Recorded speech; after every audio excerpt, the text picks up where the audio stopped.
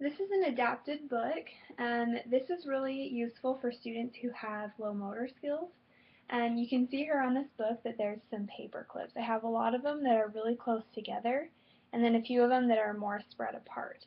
So depending on the student and depending on what level of motor skills that they have, sometimes having the paper clips close together um, is okay. They can still easily grab just one at a time, but it helps them to turn the pages. It's easier than grabbing just a single page and turning it. You can spread them out for students who have a harder time with just grabbing one thing.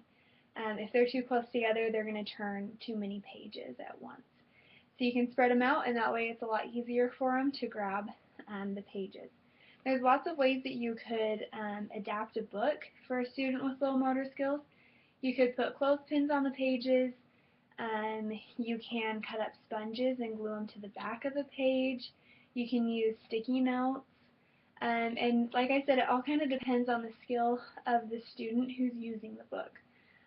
For a book that's as big as this one, um, it's hard. You would have to maybe move the paper clips down as they got through further and further through the book. For right now, there's just paper clips through about the first chapter. So you could do that if you're reading this together as a class and you're just going through the first chapter at first. You could have this prepared for that student for every single page in that chapter. They're a little bit harder to do on bigger books like this. Usually they'd be on smaller books. There's also an option to do a scanned book onto a PowerPoint where a student has a Jelly Bean button where they can press it and it'll turn the page on the screen for them.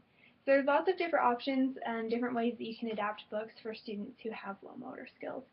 It's a really good resource. It's a really good way to get them to read books.